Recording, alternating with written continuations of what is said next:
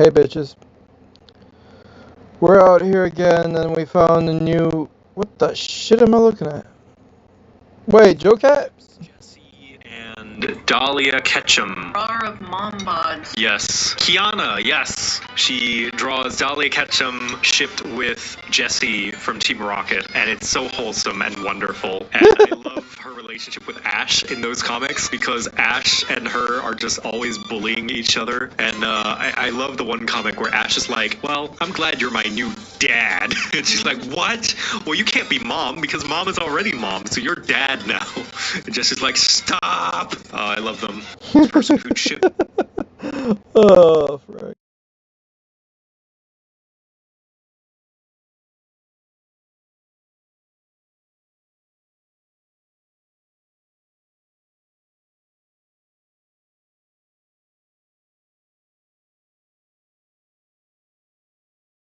That's not what this video is about. It's this! The subtle issue with general relativity. Subtle, my ass. For example here, the observer in the rocket has a 0 free acceleration. Back in 1993, a conference... Okay, it's not the fact that, listen, we've been over this, we're gonna go over it again, but just to be clear, atomic clocks are inaccurate, faulty, and the changing speed of the ship changes the distance the light is traveling inside the clock, which changes the tick rate, so they're faulty. And if you don't compensate for the distance over time the ship is taking, the clock will always be wrong. Anytime that you slow down, which is all the time. So, let's get that out of the way and move on to the real part of the video. What the hell is he talking about? On general relativity was held in Tübingen, Germany. At the very end of the conference, there was an exit poll where participants were asked a simple question about general relativity, to which 22 participants answered no, and only 3 participants answered yes. Then the question was slightly modified by adding one additional condition, and only 7 participants answered no, and 14 answered yes. What was this mysterious question so that even after a century, there is no consensus among physicists? Ooh, you have woken up my entire being with that statement. Because... To uncover what the question was, first, I need to tell you what the problem is. And it goes back to the very famous twin paradox. In standard formulation of the twin paradox is based off of instrument failure, and people not realizing that. So, twin paradox, the situation is the following. You have 2 twins, one remains on Earth, and one takes a long trip to a distant star, turns around, and go back to Earth. When they compare their clock, they will find out the traveling twin is younger at the reunion. The reason... This is because, as you travel a certain speed, and it depends on what that speed is, but it doesn't really matter, there's going to be a difference. Time is measured by light moving backward and forward in its atomic clock at a very specific rate for a very specific distance of the bounce between one and the other. And because of that, if you change that distance by going faster or slower, very simple thing to do, it happens all the time, then you're going to change the way the clock ticks. And you don't understand that! You don't get it! No one gets it! So the fact that he's making this statement in the first place is like, okay, he's just saying what everyone else is saying. He's just saying that this is what has been said. So we'll take it as he's saying everyone else is saying all this stuff. So I'm not going to judge him too harshly yet. Behind this is that special relativity teaches us that moving clock ticks always slower than stationary one. However, special relativity also teaches us that Listen, you motherfucker. Listen, there is a very edge case to this. I'm going to turn on my camera. I'm going to punch you in the face. A punch! Now listen. Whatever. Metaphorically. Verbally. I don't know. Whatever. Listen to me, you little shit. You don't understand. People took clocks and they went forward around the rotation of the Earth and anti the rotation of the Earth. In other words, backwards. And what they found out was that the clock that went forward has a different time discrepancy than the clock that went backward. So what does that mean? That means the total distance traveled for the clock changed its time. I don't care if it's nanoseconds or an entire second or milliseconds, it changed the time. One went forward and the other one went backward. So it's not just that the clocks moving at a speed will have a difference in the time, it's the distance traveled that matters. He doesn't get it. every inertial observer in a universe has the equal right to claim being stationary. That is stupid as fuck. I'm sorry, but that statement is dumb. And you're dumb. I'm not gonna apologize. Where the fuck is my comment section? Fuck off. Why would you be up there anyway? No, you're dumb. First of all, listen, you're not allowed to say that a moving object is considered to be stationary. It's moving!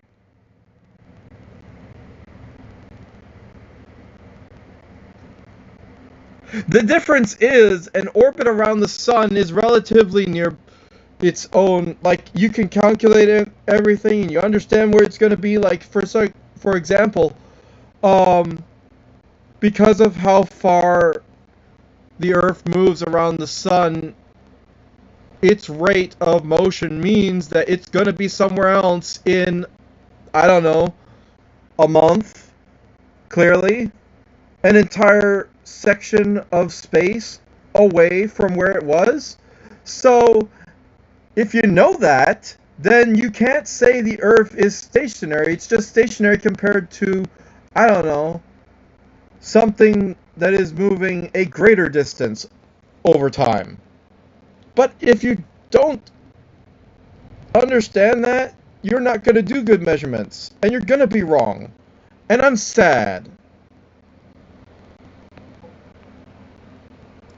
Because you're wrong. Therefore, if you try to describe the situation from the other twin point of view, for him, the observer on Earth is moving, and his clock should tick slower, and therefore he should be the younger one. Okay, let me explain to you. I'm gonna just... It's a good face to pause on. It's not like a derpy face or whatever. So let me explain this to you. Light doesn't give a shit about you moving. It doesn't care. It moves at its rate because of its interaction with the electromagnetic field, which is everywhere. Its interaction is stable. 100%, it will not change unless you change the environment, like put it into water or glass. My shirt is doxing. Okay, take it off the shirt, I guess. Give me a second, I need to switch shirts. I can do this while pausing the video.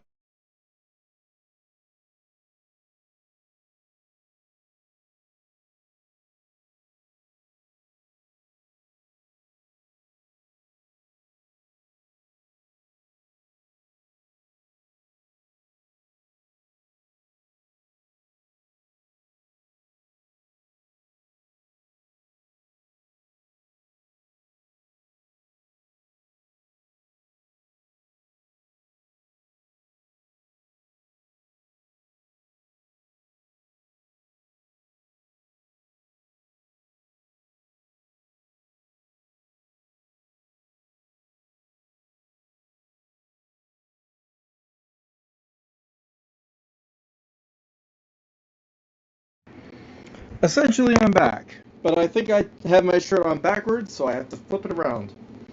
Because that's uncomfortable as fuck. Is your V-neck turning into a U-neck? No, I just have it on backwards. Shut up. Anyway. So where the hell was I? Light. Okay.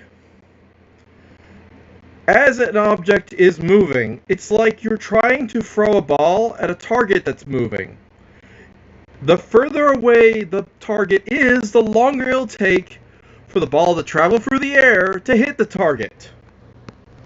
This should be understood by everyone. It's a very basic, easy, intuitive thing. But what you don't understand is that if you say the target is not moving, and it's the ball that's moving, you forget about the fact that the distance the ball has to travel is increasing as you move the target away.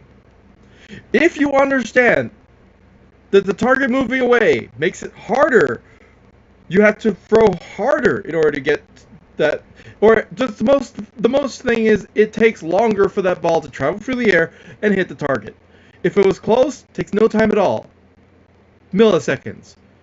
Seconds. Whole ass amount of 5 seconds. There's a big difference. So when you have a satellite, guess what? Its speed isn't consistent. It's slowing down constantly, which means the target is getting closer and closer and closer incrementally every second. This is why seconds per second is a relevant measurement. And this is why that came up. But if you don't understand how that dynamic works, you're not going to compensate for your distance that the light has to travel in the device, and you're going to make faulty measurements, and you're going to screw it all up, and you're going to end up thinking time dilation is real. And I'm sorry, it's not. It's just not. You're just not measuring correctly. You're not compensating correctly.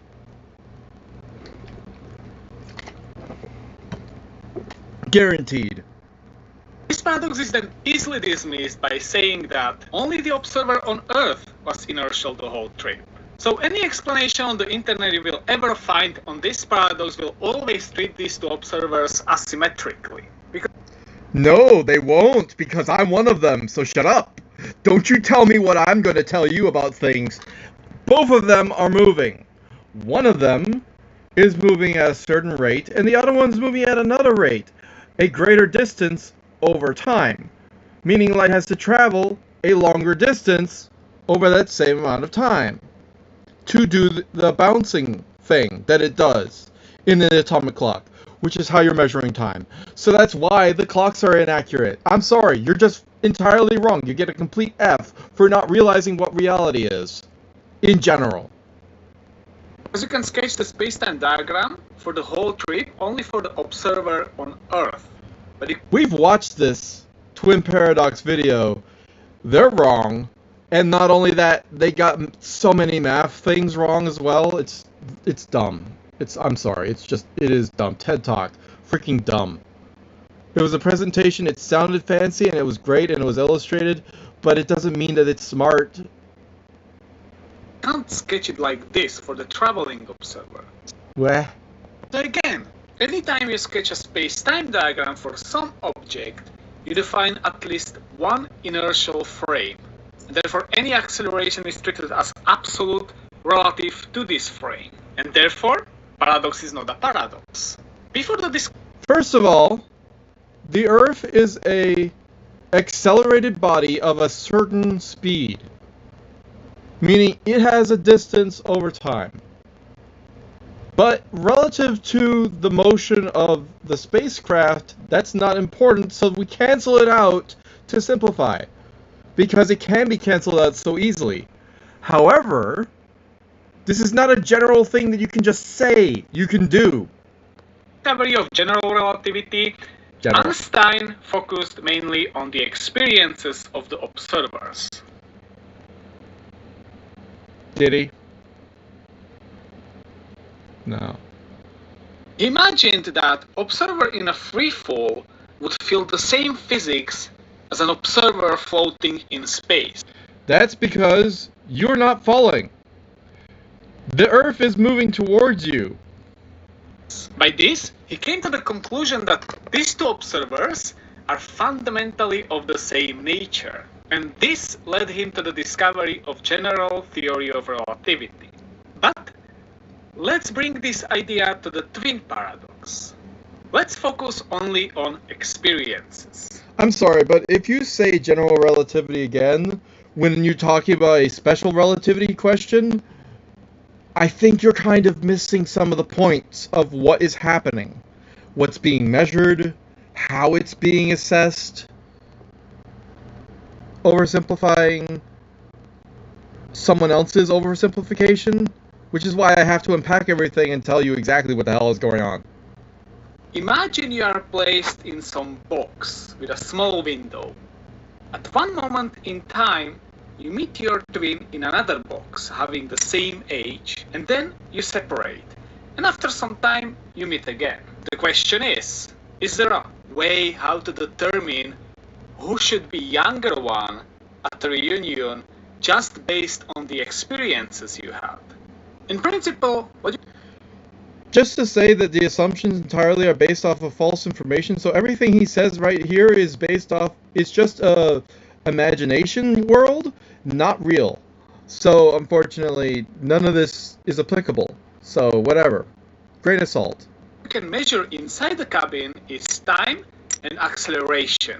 And in this article by Ericsson and Gron, they found out that it's always the twin with the highest overall acceleration that is the younger one at a reunion.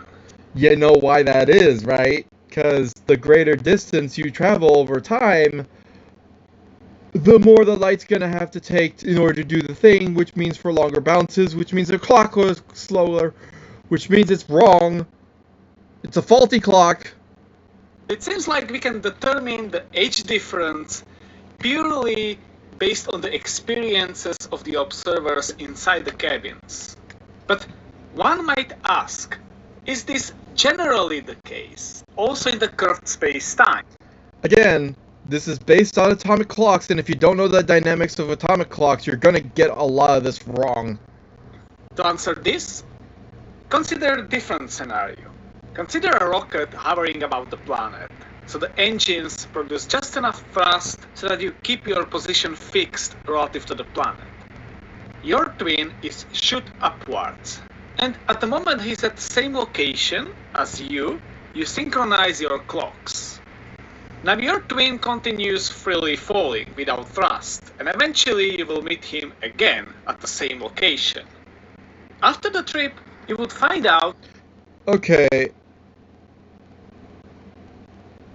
Dude falling, and he raises him up. I'm sorry, what? that you, as a stationary observer, are the younger one at a reunion.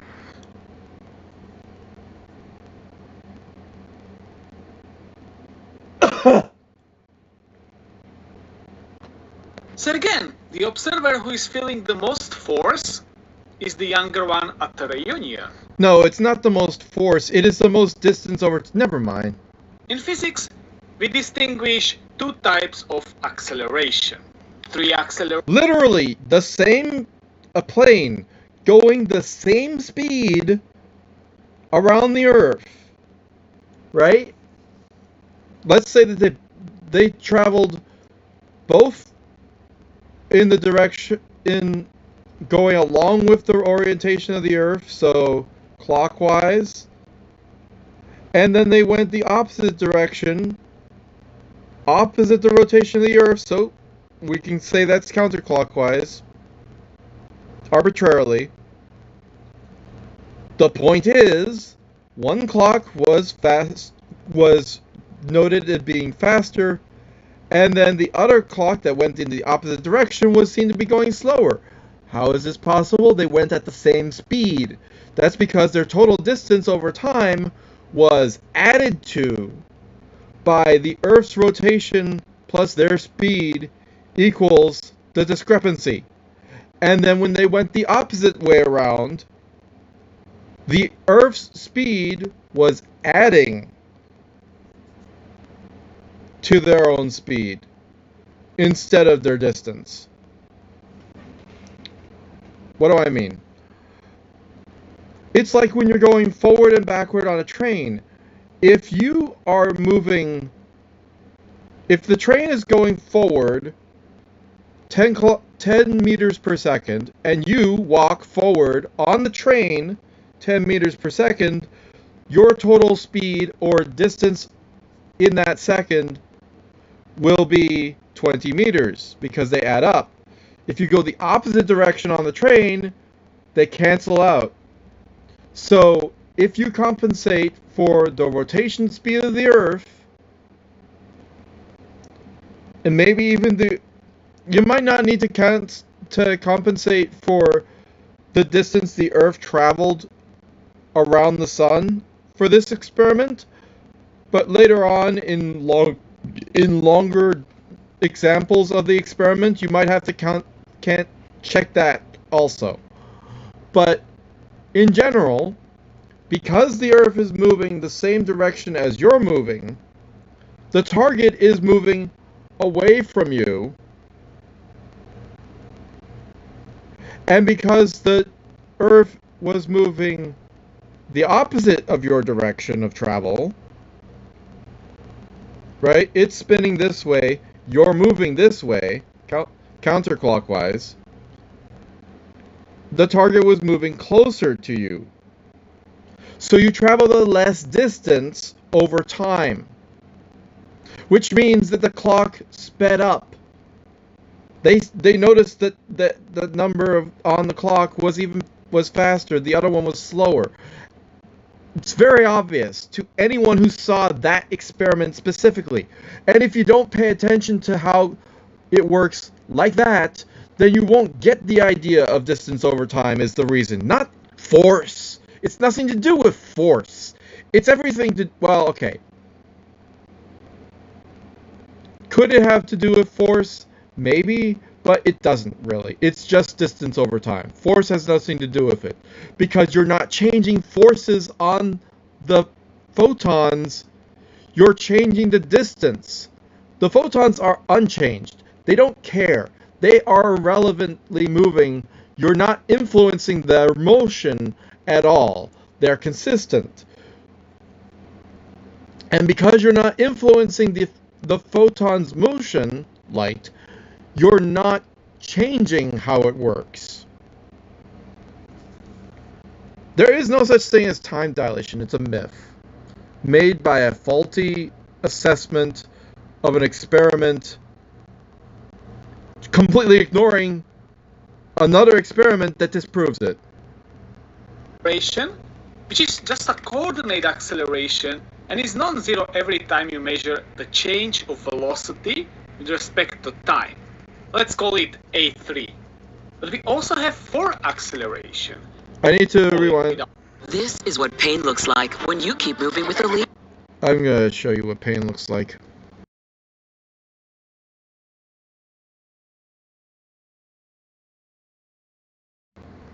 Falling without thrust, and eventually you will meet him again at the same location. After the trip, you would find out that you, as a stationary observer, are the younger one at the reunion. So again, the observer who is feeling the most force. Again, the rocket is definitely propelling itself. It's moving at the same rate through the orbit of the Earth around the Sun, so it's moving at that same rate, or it's moving at a rate of speed that allows it to not fall onto the planet. Ironically, you don't need to, it's a different speed, really, than to keep yourself forward relative to the planet. I don't want to get into that. It doesn't matter. But it's not stationary. Is the younger one at a reunion. In physics, we distinguish two types of acceleration. Tree acceleration, which is just a coordinate acceleration and is non-zero every time you measure the change of velocity with respect to time. Let's call it A3. But we also have force acceleration, which is much more abstract, but simply it is always non-zero every time you feel g-forces. In flat space-time, non-zero free acceleration also means non-zero force acceleration. But in general relativity, non-zero free acceleration doesn't imply non-zero force acceleration. For example here, the observer in the rocket has a zero free acceleration and non-zero force acceleration, whereas freely falling observer has non-zero free acceleration but zero force acceleration. So That's what you think. Something moving at a certain speed is also experiencing its own internal gravitational forces. Like any time that you move faster on your car, you're pulled back to your seat. Or if you're moving fast in your rocket, you'll end up being pulled back into your seat. G-forces are experienced. And therefore, you have to take that into account. Possibly, but not really. if you are freely falling observer, or in other words, you are moving on a geodesics, you have zero force acceleration. It was thought that if you are moving on a geodesics of a space-time, you are moving on a curve with maximal proper time, and therefore you are aging the fastest compared. All I really want to know is the distance you have traveled over time, which is irrelevant to like everything else. Just consider yourself in reference to static space as the Earth is moving and everything else is moving, but then your motion through space. So if you end up having a motion that is, again, increased so that you're going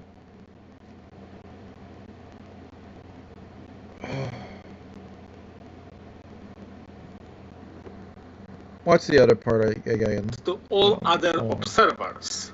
And in order to deviate from the geodesics, you need non-zero force acceleration. Or in other words, rocket engine on. So it seems like we could generally say that observers with the highest force acceleration are always the youngest one at the reunion. However, in this article by Marek Abramovich and Stanislaw Beitlik, they consider a different scenario. They are still hovering about the planet, but your twin is now orbiting the planet. The moment you meet, you synchronize the clock and wait for the reunion.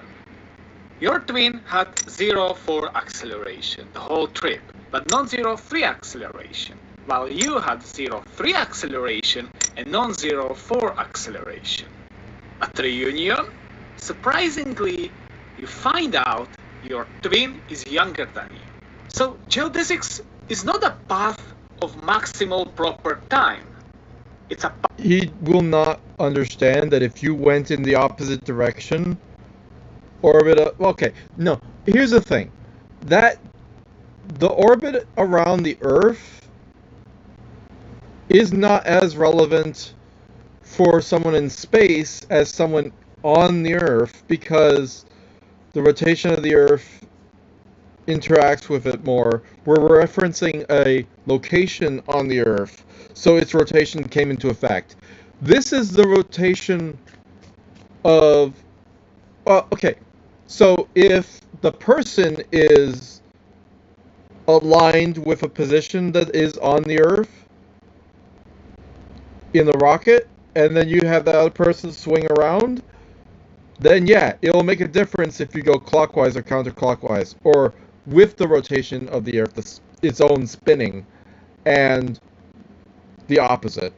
So if you're not going to mention that, you get an F, complete F, not even a B, not a C, you get an F. I'm sorry. Path of the extremal proper time, but the time can be either maximal or minimal. This implies that there is not a single parameter that would ultimately determine who should be the youngest twin, but it also implies something else. It implies some absoluteness of angular velocity. But anyway, if you ever decided to put the twin paradox to a real test and leave the planet to a distant star system and back, it might not be this you come back to, but this. But seriously, hear me out.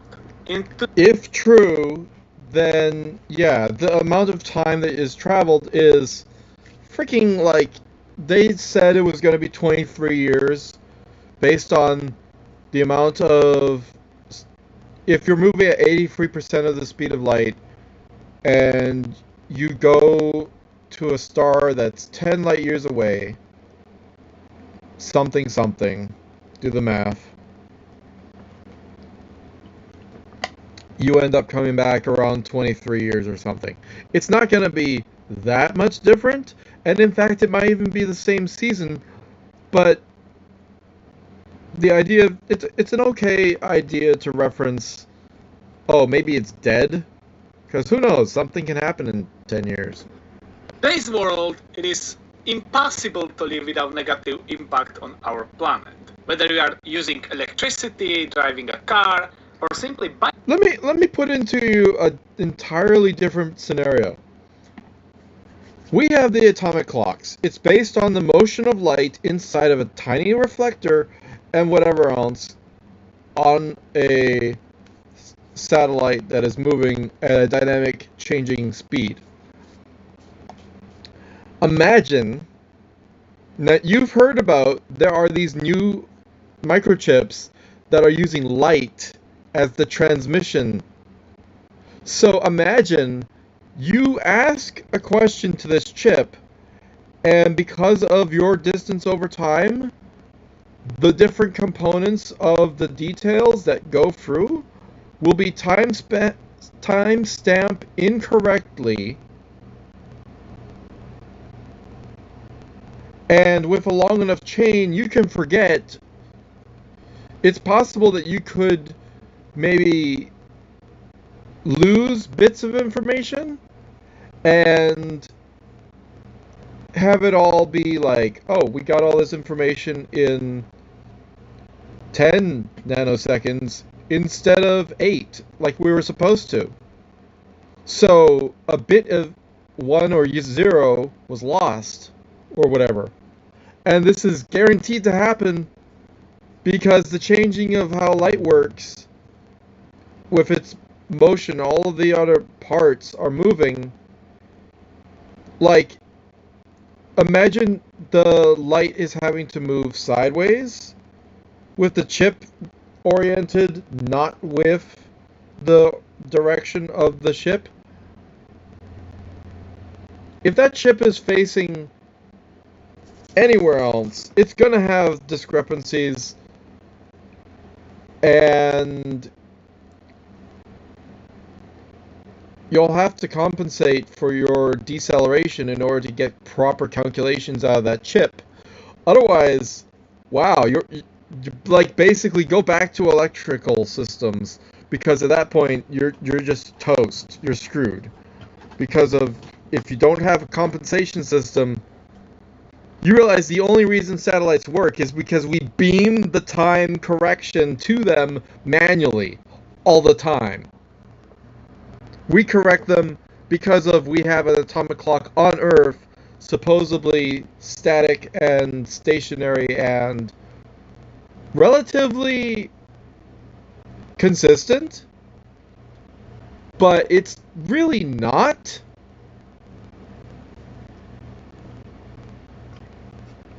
The same once you're in the satellite. So that's why we have to beam the time up to the satellite to make it correct, so that it can do things like course corrections properly and whatever else you got to do.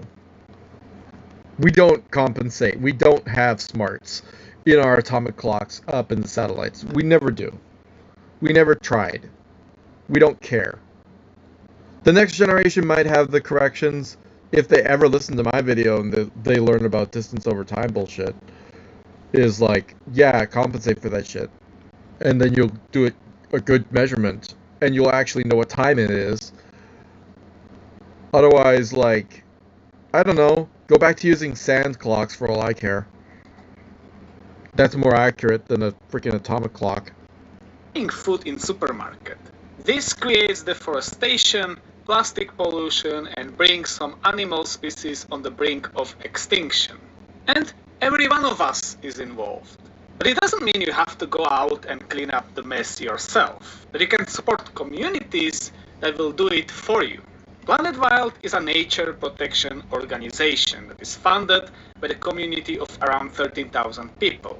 And their goal is to bring back the endangered species, protect our oceans, or restore forests. Think of it like a crowdfunding for nature. They document all their projects through our video reports that you can find on their YouTube channel and app, so you can directly see where your money goes. It's also very fun and informative to watch the project video they upload every month. Like in one of their recent projects. It's like Mr. Beast sending water to all sorts of people, except for these guys are diverse and they do a bunch of different stuff.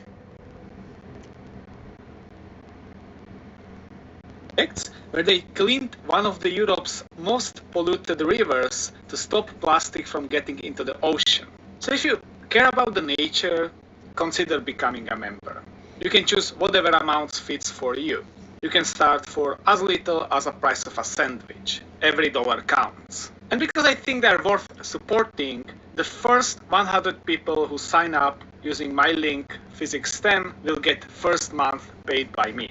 So scan the QR code. It's ironic that the plastics that are being put into the ocean, there have been noted certain bacteria that eat plastic, so if those bacteria are able to be put into the ocean, then all of that plastic is gonna go away. We won't have it found in geologic history later on, and whatever else. And it won't be poisoning things, or whatever. Getting stuck in, like, you know, the bottle, the pop can holder thing around a turtle's head or some bullshit. Or click on the link in the description. You can cancel anytime without questions. Now back to the video.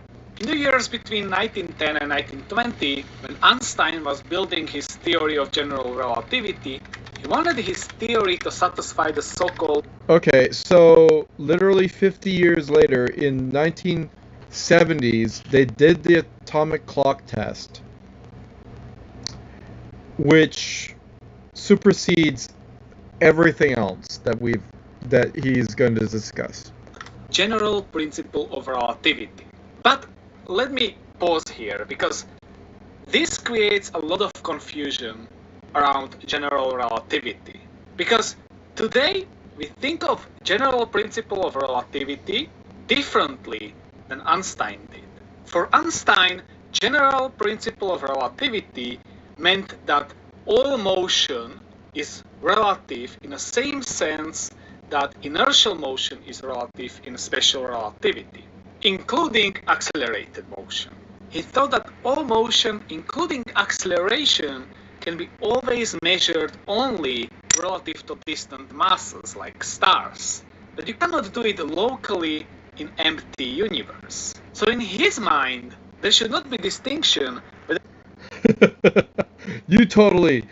There are sensors you can make that you don't need to look outside. You can look at what is happening. It's basically holding a kite, and if you were to move in a sideways motion compared to where the kite is, you can tell how it's drifting, so you can tell your motion through space by that. Or you can tell how much acceleration you're putting on yourself. But let's say there's stellar winds somehow in empty space. Shut up. And so that's making you drift a little bit. You can tell where that kite goes because it works with the stellar winds and you're pulling it along. You know, it's easy to do those calculations, but also there's another thing. As you move through space, okay, the faster you go, the further distance light has to travel in order to get to wherever it's going inside of your ship. So you can have something where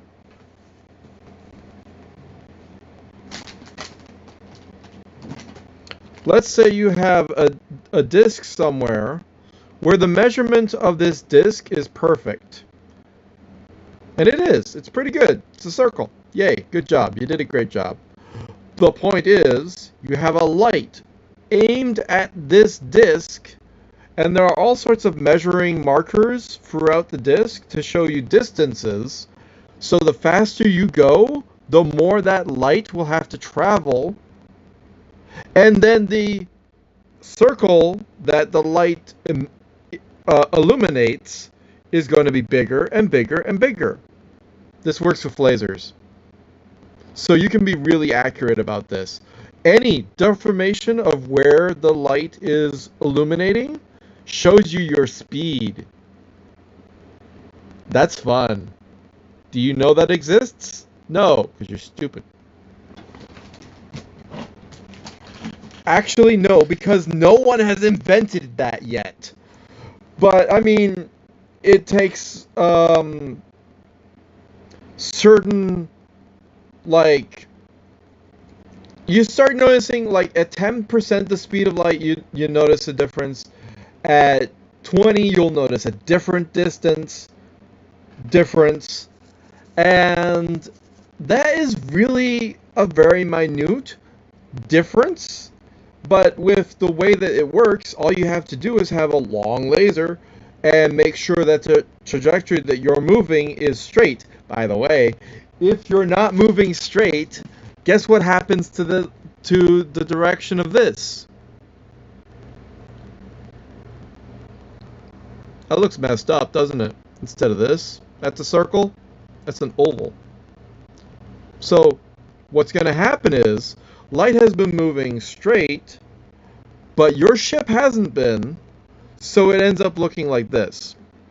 The light will hit different parts depending on the amount of distance.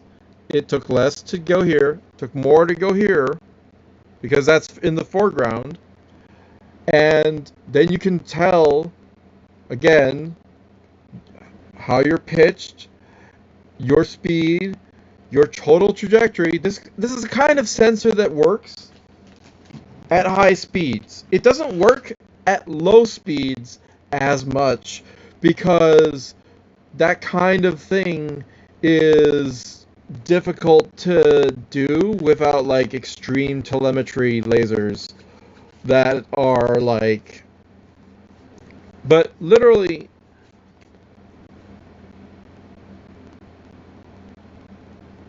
the faster you're turning, for example, you'll definitely notice that. Like you'll notice you spinning out. You can have a readout of you spinning out and how fast that's happening.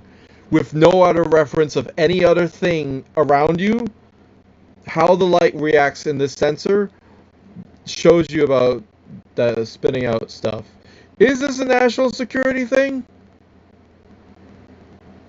Well, I'm not aware of it, so, but it's like, it is a thing that you can do. So it's like, a missile, for example, without any other sensors, without looking outside, can just have an inside sensor showing it its direction, speed, momentum, in sideways and whatever. All the telemetry you need. And yeah, you don't need outside markers to know your direction. It's you who is accelerating, or all the masses in the universe except for you. This is false because, again, light moves a certain distance over time. So if you're not moving through space, the distance light has to travel is consistent and understood, and then you will know you're not moving. The moment you start moving, you're going to notice that it takes longer and longer and longer for light to make its distance. But if you have a cone of laser, again, that cone, imagine you have a cone. Just imagine you had a cone or something, cone shape. And, like, where's a good cone? I don't know. Who cares? But, ew, that's gross. What's a good cone? Right? The angle of this versus the angle of, say, this type of angle, right? Or that freaking works, right? The further out you go, light will be able to travel a further distance, so that cone extends, and the difference between these two lengths increases. So with that same sensor I just talked about, you can literally know this should be something that is I should tell this to the freaking government because they need to know this shit. But like literally, the faster you go, the further that cone is going to be out. So if you have a really narrow cone, right, then even the smallest differences is going to make that thing wider. And you'll be able to know exactly, and you can make like different layers of cones so that the more narrow and the more narrow and the more narrow, the faster and faster you go, the wider each of them are going to be. And that circle gets, that projected circle gets bigger and bigger and bigger.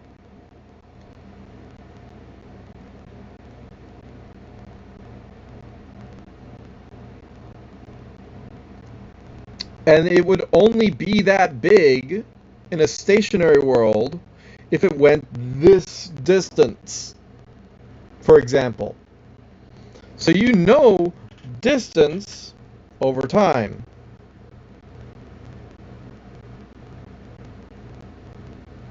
Type of stuff. Similarly, there should not be distinction whether it's you who is rotating or the rest of the universe is rotating. This was inspired by the work of Ernst Mach, and Einstein wanted the theory of general relativity to be fully Machian. It's my opinion that Mach's principle can be taken as a foundation for the theory of gravitation. Einstein believed this will be achieved if he creates a theory that satisfies the so-called general principle of covariance.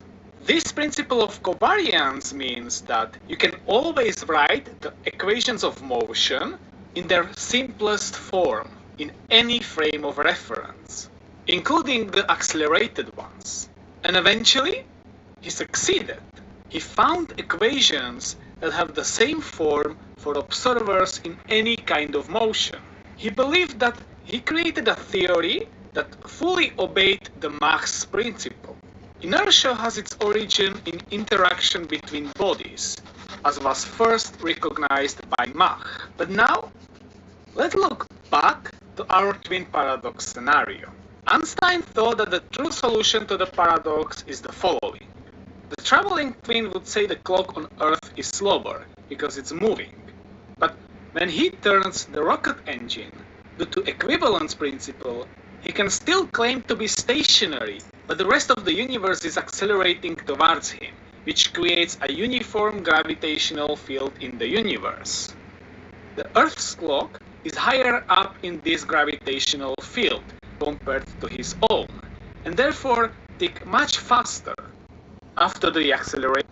According to most idiots out there, there is the curvature of space-time. Increasing the gravitation of the universe is increasing an entire universe gravitational constant and its whole thing. Like, doing this type of thing means that, like, you plug that in and, okay, suddenly you've made a gravity well everywhere. Like, it's like introducing a black hole suddenly. I'm sorry. You can't believe that that would happen. Think about it. There is no difference between moving towards the star and moving away from the star, except for the amount of time it takes for the messages to get to Earth from your ship.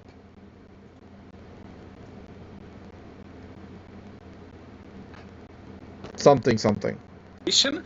The Earth twin will have much larger time on his clock, and the rest of the journey will tick slow again, but eventually will show larger time. But this was all kinda made up. Einstein didn't provide any calculations that would show that the accelerated universe would create such a gravitational field. But he didn't even need to see that this picture cannot be fully correct. Equivalence principle works independently from the existence of distant masses.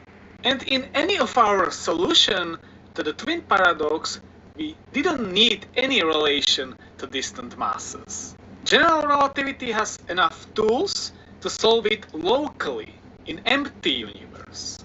But if the universe is empty and you have only one twin waiting for you, there is certainly not enough mass in the universe to produce gravitational field during your acceleration. So this accelerated twin would experience gravitational field that is without any cause. And since the gravitational field is without any cause, then you can safely say that he is accelerated and not stationary. And therefore Mach's principle is broken. Similarly with orbital mode. A smart thing you've said. Cool. Yeah. No, that's actually correct. You've realized you're accelerating. Woohoo. If you consider you are at rest and the universe is rotating around you, then the distant stars would have to rotate faster than light. And therefore, it is safe to say that it's you who is rotating and not the universe. Yeah. But overall, one can clearly say how much someone is moving. It's like the idea of the expanding universe and everything else is moving away at the speed of light. It's not. Technically. Moving by just measuring how much he is aging. And therefore there is some fundamental absoluteness in motion. If the Mach's principle was valid, then the twin paradox would be unsolvable. Later, Einstein himself let the Mach's principle rest in peace. One should not speak any longer of Mach's principle, but rather of Mach heuristic. He downgrades the Mach's principle from a law to just a guiding idea. It's true that Mach's principle played an important role in my work on general theory of relativity, though I must admit that this guiding principle has not led to a completely satisfactory theory. He admits that GR does not fully realize Mach's principle.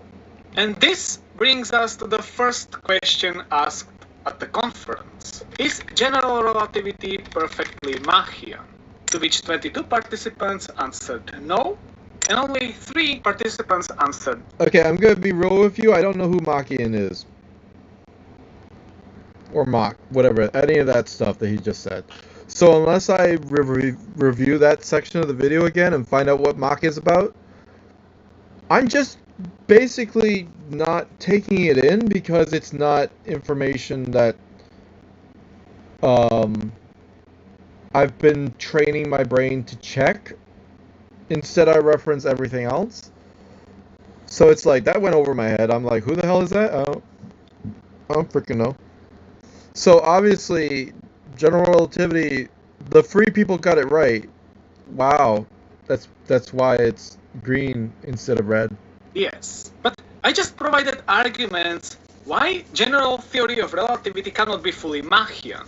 And even Einstein realized this. But still, 3 participants answered yes. I'm not sure why. Oh wait, they got it wrong. And it's connected to the... Okay, hold on. You're... Whatever, who cares? Most people got it right, and then other people got... The few people got it wrong. Tasked. The reason why Mach's principle is broken in general relativity it's and we can solve to the twin paradox without the relation to the distant masses is because we assume that space-time infinitely far away from any massive object is flat. We call it asymptotic flatness. But if you have any region in space-time that is flat, then you can relate any accelerated motion relative to this flat boundary. But what if the boundary wasn't flat? Could we save the Mach's principle? General relativity supports the existence of one effect that is very Machian. It's called lens-tearing effect, and it means that accelerated motion can do a frame dragging. If you have a rotating mass, then an observer hovering at a certain distance would slowly gain angular velocity due to frame dragging of the rotating mass. If you did the calculations, you would find out that the observer freely dragged would age faster than the observer trying to counteract the dragging. Now imagine you are in an empty universe, and there is a shell of mass around you. The mass of the shell is given by the so-called Schwarzschild radius. The Schwarzschild radius basically means that the radius of a black hole with that particular mass. For example, Schwarzschild radius of Earth is just 9 millimeters. So the higher the Schwarzschild radius of the shell, the more massive it is. And if it has the Schwarzschild radius above its own spatial radius, then it becomes a black hole, since the shell is below the horizon. Now imagine you are inside a shell with a Schwarzschild radius much smaller than the radius of the shell. So you are not in a black hole. Now this shell starts to rotate with angular frequency omega. According to lens-tearing effect, this should cause you to co-rotate with the shell. This effect meant to be the proof that Mach's principle is valid in general relativity, that rotation is in fact relative, and we can only talk about rotation relative to the shell, and not about the rotation in absolute sense. Because now, the observers that are freely dragged would age the fastest, and could therefore consider themselves as stationary. But, in order to save the Mach's principle, you would need an exact match between angular velocity of the shell and the observer. This means perfect inertial dragging. But if you calculate the amount of dragging, you get this formula. It depends on the Schwarzschild radius of the shell, and therefore its mass. If the shell is very light, the dragging is only partial, meaning the observer will not match the angular velocity of the shell, and therefore we can still talk about absolute rotation relative to asymptotic flatness of the universe. This expression, though, was only derived for a big field approximation, and therefore it's not valid for a large Schwarzschild radius. But later in 1966, Brill and Cohen found an expression for strong fields, which looks like this. Now, if you put the Schwarzschild radius to be the same as the spatial radius of the shell, then you get a perfect inertial dragging. Now, the shape of the universe at the boundaries is irrelevant. Now, the rotational motion can be only taken relative to the shell. The question is, can we have perfect inertial dragging in our universe? The universe has the so-called particle horizon. It's the furthest region of space from which any information could reach us during the age of the universe. This is the part of the universe with a causal connection. Is so-called the correct word? I mean, it's the... Let me hear it again. Back. Then you get a perfect inertial dragging. Now, the shape of the universe at the boundaries is irrelevant.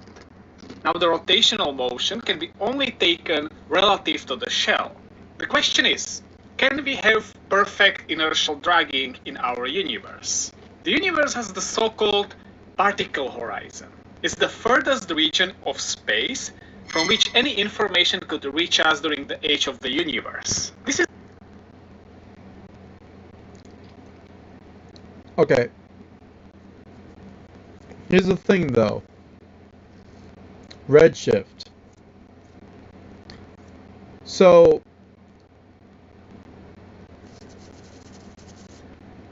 the assumption is that any redshift light is light from an even more distant part of the universe, which implies and is definite that it went a further distance, so it was even older light than original regular light was able to reach us. So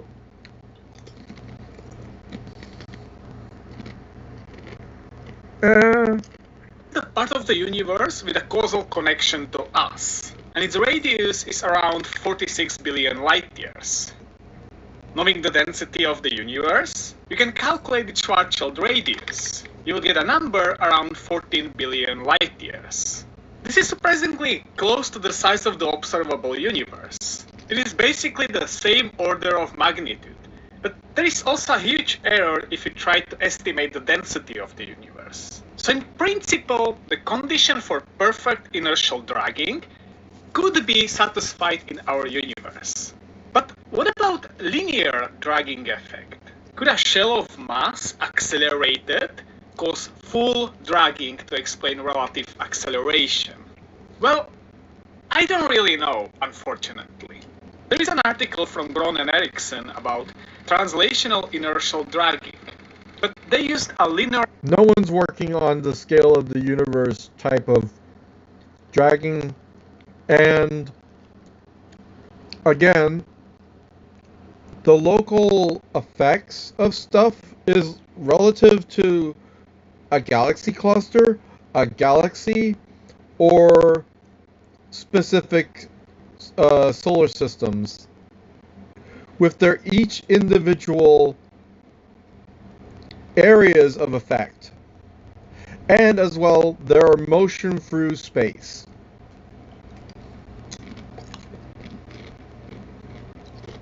The galaxy moves through space. We move around the galaxy. On the solar system, we move around within the solar system with it regards to the sun. And then we also move around the Earth with its own specific influence. So, like,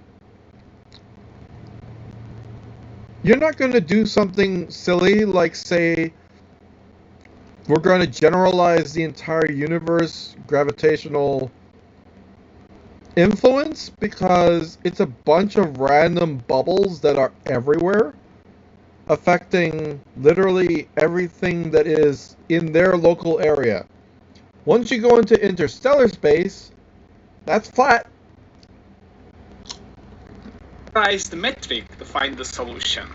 This means that the solution only works for weak gravitational field. And it's better, because this would mean that a shell with a radius equal to the Schwarzschild radius accelerated at 1g would produce even stronger dragging acceleration for the object. This would be nonsense, right? And clearly not Machian. But I couldn't find a strong field solution. But I can imagine it's very difficult to find. But I can very well imagine that full drag when the radius of the shell is equal to the Schwarzschild radius is possible, if it's calculated properly. If so, then this would mean that with the proper boundary conditions, our universe could be potentially perfectly Machian. The interesting thing is that if you have evenly distributed mass density in an infinite universe, then with increasing the shell radius, the Schwarzschild radius rises even faster, eventually always catch up with the radius of the shell. As the time grows, the particle horizon of the observable universe is slowly growing. And if the universe is infinite, eventually it will reach the point where it's getting less dense, it's spreading out, expanding, attenuating. It's a red letter word. Radius will be equal to the Schwarzschild radius. So eventually even our universe could reach this. Hold on. Did you say that the universe is getting more dense? Because that makes the bigger Schwarzschild radius. As the entire universe is getting spread out, it's getting less dense. How did you fail?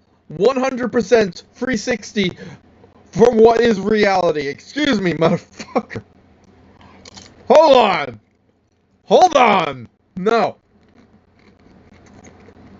Of all the things that you have said, this is the most wrong thing in the universe. Size where the Mach's principle is fully valid. But the general relativity doesn't need this. It works perfectly well in empty universe. So this is more like a philosophical satisfaction. Also, the rotating black holes have upper bound for how big their angular velocity can be. So if you have something that locally spins very fast, you can't say it's at rest and the shell is rotating. This connects us to the second question the participants were asked at the conference. Is general relativity with appropriate boundary condition of closure of some kind very Machian? To which only 7 physicists answered no, and 14 answered. The problem is my brain is still entirely blank on what Machian is. So I don't care. And I know about Newton and Einstein. I don't know Mach. So, about Mach. Yes. Now I have a theory why in the first question 3 participants answered yes. And it's because they didn't expect the second question. But remember, the second question was about whether there are such boundaries mathematically, but not applied in. Listen, you're talking about a theory that is so vast and complex that in order to really gather it, you have to have all these different components in your head. The 3 of them are like edge case. Does that exist? No? Maybe no? Our universe. So today, when we say general principle of relativity, what we truly mean is the general principle of covariance, but not relativeness of all motion. So be mindful of this when you read some literature. Mach's principle has influenced me very greatly, though I was not able to formulate it precisely. It still plays a role in my meditations on gravitation, though I am not sure to what extent it will withstand the test. That being said, don't forget to check out the Planet Wild community. If you wanna see them in action, watch the. Okay, so he literally said Schwarzschild radius becomes bigger the more mass you get. The universe is spreading out, meaning less mass per section. Therefore, it's getting the Schwarzschild radius area, whatever, of the universe, if you can call it that, is getting smaller, not bigger. So, I'm frustrated with you. You got a lot of things not only wrong, but billion% wrong.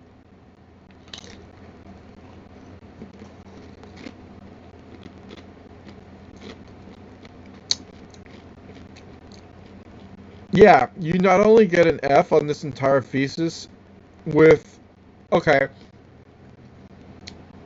I can't give you a complete F because you got some things. There are very few things, and I did say you said one thing right, so you have to get an E. Just enough. Just enough to not be a complete failure. Or is that a J? I don't know. Because just, it's enough. You got enough right, it's not a total failure. What does E mean? No one has an E. No one is ever E. They don't. It's ironic that F means failure, but it's not. It's a grading system of how completed amount of the stuff you got wrong, and anything less than D is like, well, might as well be an F.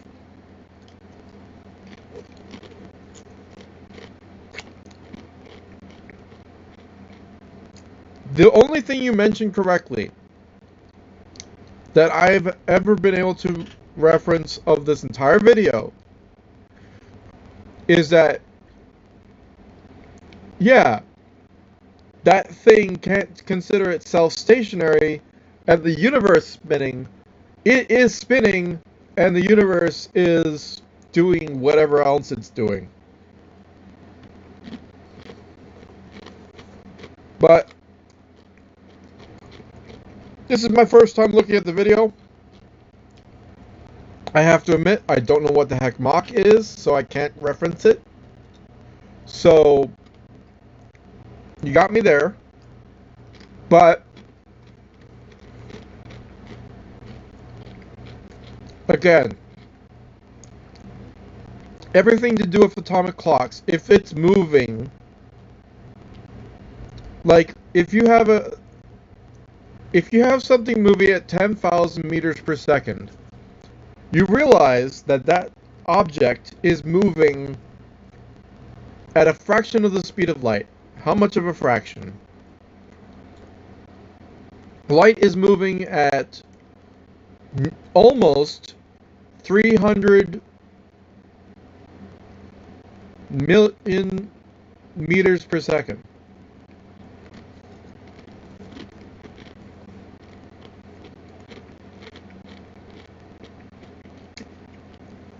Right? So 10,000 out of 300 million is a certain amount, okay? Now imagine that you're moving 10,001 meters per second.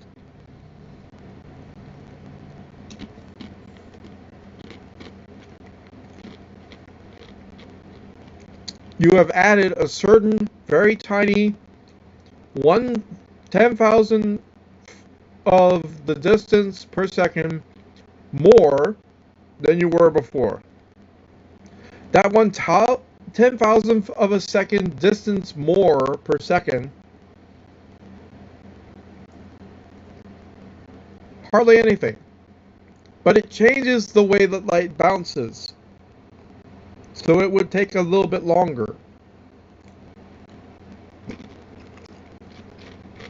And then you have to calculate for that. Satellites are in a decaying orbit. They are constantly slowing down. It's a dynamic, radical, 100% not accurate, not consistent speed.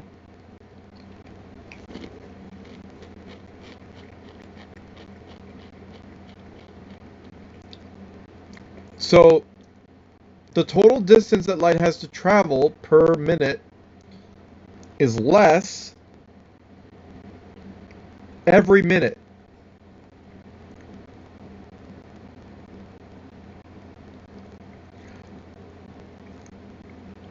And if you notice that, then you notice that the amount of time that it will say it has experienced is at first, oh, well, that's slightly faster, or even faster later on. And then when you do the burn to keep yourself above, because you have to do a correction burn, so you re-accelerate yourself.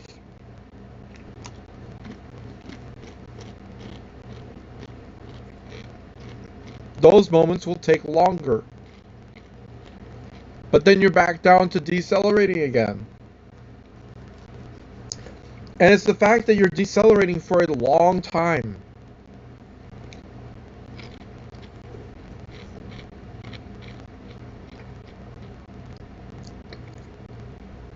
So this change in velocity, this change of distance over time, changes everything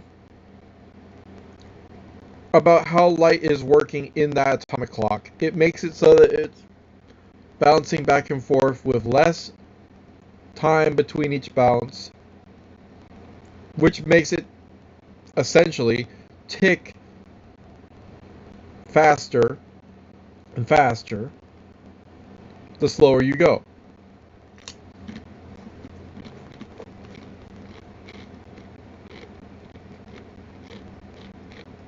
So the thing about the twin paradox, the original assumption was that you're going 83% the speed of light. Meaning, light compared to everything else that's nearby, that's moving at a very much slower speed, is experiencing light moving through time and space at a consistent rate, it's very basic. But because light has to travel extra distance in the atomic clock,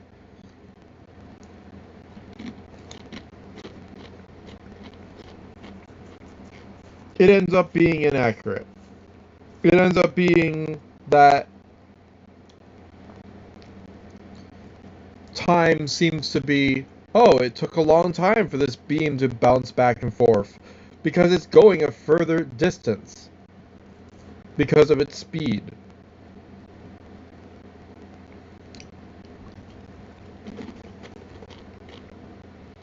So it's not time that's being manipulated, it's distance.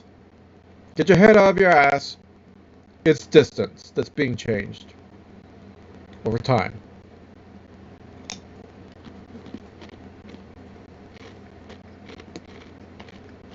Light is consistent in all of this because nothing's influencing how light works.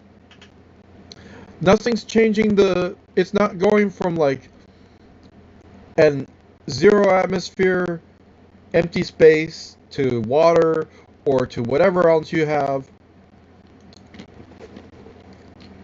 Light in this scenario is just doing its regular thing, consistent, irrelevant to everything else. The only thing that's dynamic is you, your ship, your satellite, and that's it.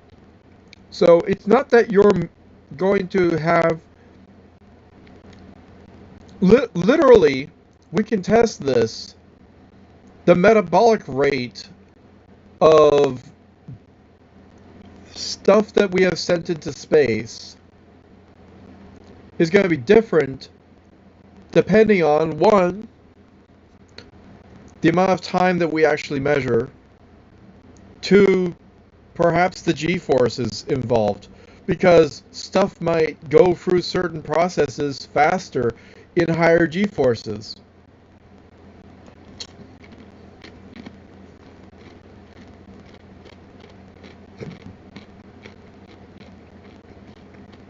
Or, imagine you had to get water to your lips, right?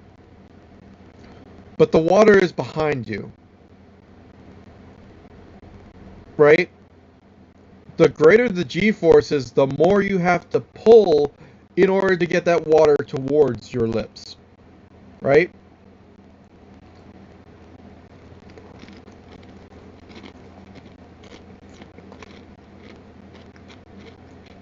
So metabolic processes might be slowed down the faster you go because they're not able to function the same way because of gravity. And gravity, due to acceleration, matters into all of this.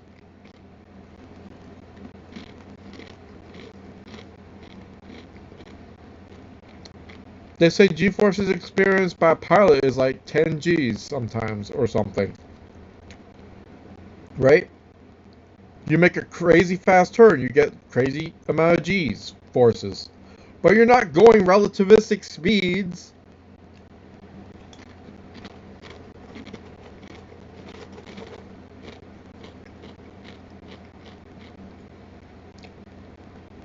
So, similarly, like metabolic processes, if you're moving at a constant fast velocity and all of your blood is back at your feet, it won't get to your head and you'll crash out.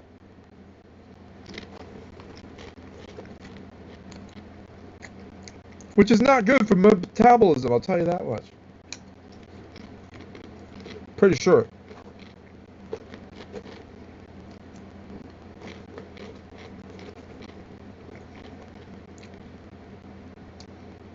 Take everything into account when you have all these different measurements, assumptions, and please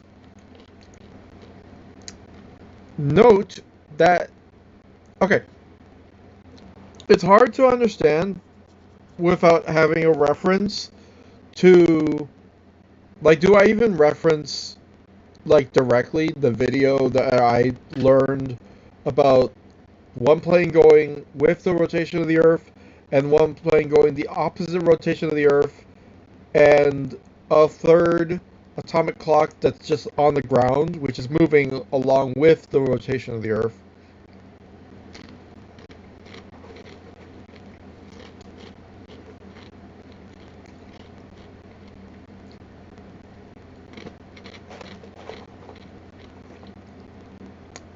And it's interesting that all you needed was to go 100 kilometers an hour or whatever the speed was of the plane. It wasn't super fast. But it was the distance that made the difference.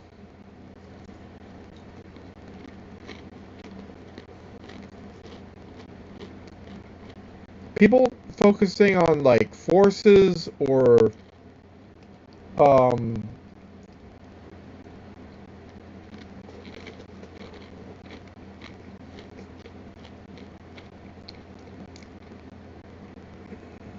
oh, it's like they don't understand how this works. But this is not just about this one person. It has to do with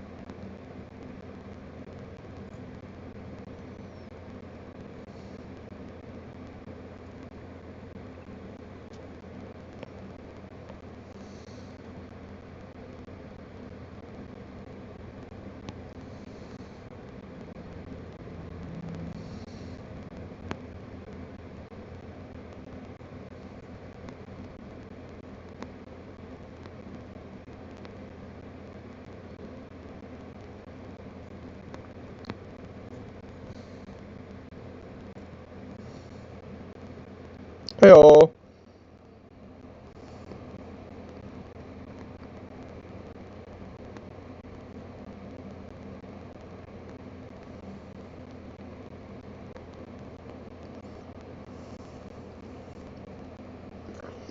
And I would love for people to learn all these things, be able to say a retraction to their statements, be able to have, a little bit more about it. Okay, let me just get into, try to show you the planes.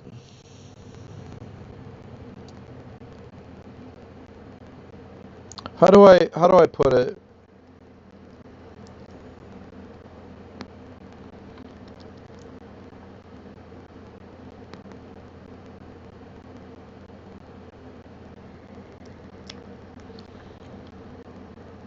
Yeah.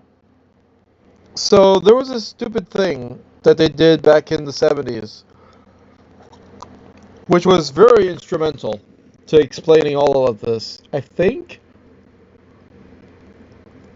What the fuck? Time travel proven? Fuck off. This understanding resolves the paradox, providing a clear explanation based on the principles of relativity. The concept of time dilation is not just a theoretical construct. No, it's stupid. That is total false. It has been experimentally verified numerous No. times. One compelling piece of evidence comes from experiments involving atomic clocks. Because you don't know how to measure time over distance, and the speed of your object matters. Atomic clocks are incredibly precise timekeeping This is true. Devices. When they're not moving through space.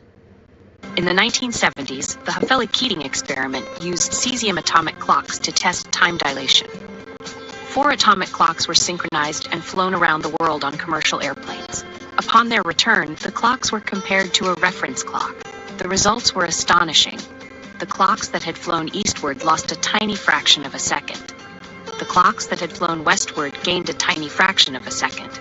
Yeah, and if you know the orbit or the rotation of the Earth, then you would understand it's exactly like I told you. And that's because the distance that the Earth is moving and you moving along with it means you traveled a further distance, and the clocks were a little bit slower, and then you move the opposite direction with the other clock on the other plane in the westward or whatever, and you end up with it taking less time, but also that means the light took less time, it was less distance for the light in that clock to travel, so it actually measured a different distance. This is a truth, but still, These differences were in line with the predictions of relativity. This experiment provided compelling evidence for the reality of time dilation. Beyond you literally lost the entire thing. It was the distance over time that was extended and retracted depending the direction of travel. It was not time that was dilated. This is why this video gets a complete. That is the exact. That is a description of the experiment that took place. The conclusion of time dilation is completely missing the point of the reality of the situation, and I hate that. atomic clocks, time dilation effects are also observed in subatomic particles. In particle accelerators, particles are accelerated to near light speeds. This understanding results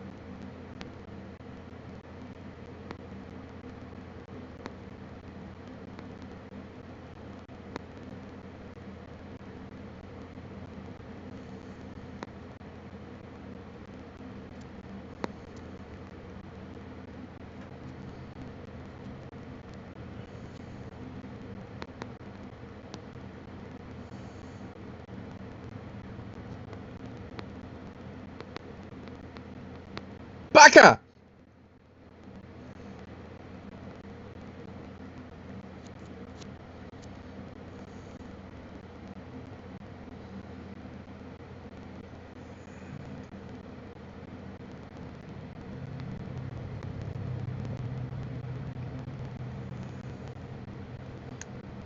So anyway, that is a good description of the experiment. The conclusion of time dilation is completely just you're insane at that point. And I'm sorry that you're not understanding how reality works. It's like if, again, it's the same thing as if the plane was moving with the train, or a person moving with the train. The plane moving with the Earth is the same as a person moving with a train. Their speeds or their total distance adds up. If you move in the opposite direction of the train, or the opposite direction of the rotation of the Earth, you are moving a distance that is negated. You have to subtract the distance that the Earth has moved and the distance you are actually moving around the Earth. Something, something. And then you'll have that other. So it's compressed in one direction, it's expanded in the other. That's why it takes longer. So it's slower clock. And when compressed the distance, then you have faster and a faster clock ticking. And that faster ticking makes the time discrepancy. It's not time dilation. It is faulty compensating for the distance of the light traveled in the atomic clock. So yeah, they screwed up. People are dumb, and I don't like the fact that they're dumb. And I don't need another example of that. That is a correct.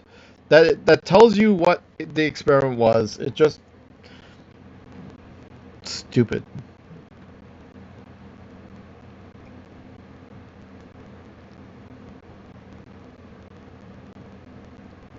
So yeah, this is just one of those type of channels that reiterates things that other people have said without making proper conclusions.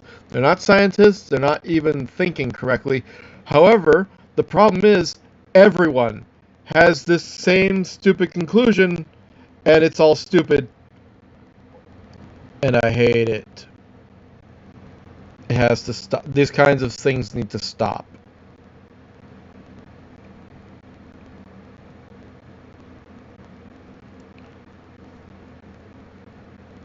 It's tiring. Because you shouldn't be able to make... But it's like... Journalists who aren't analyzing what everyone else says, they take it as real, and they don't know any better. Yeah, I can't truly fault them, but it's the fact that NASA also believes that time dilation exists, and they're stupid. And I'm not going to apologize for that. You're stupid if you believe time dilation exists. With one exception. If you are compensating for your speed and total distance of travel over time, and you still find a discrepancy, meaning time dilation does exist? I'm not saying that can't happen, I'm just saying it's a lot more likely that you just measured incorrectly, and that changes everything about the test. So, in conclusion, time dilation is a complete hoax. From everything that I've ever seen about it. At one point, I even did the correct math about it, and I don't know how to reference that. But it has been done. It's tiring.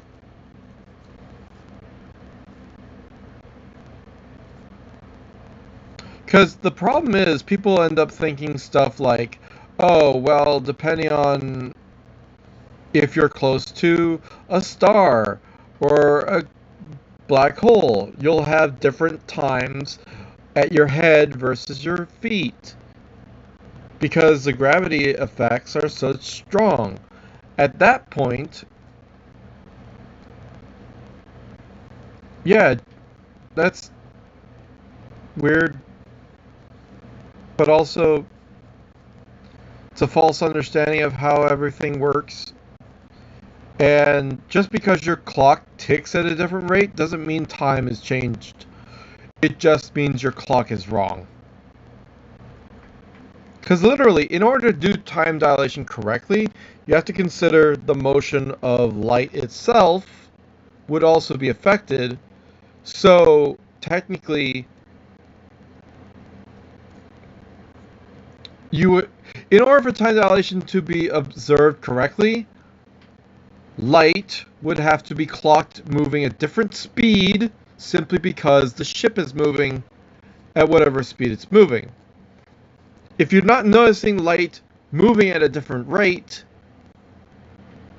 then your idea of time dilation is complete bullshit. But you know that already.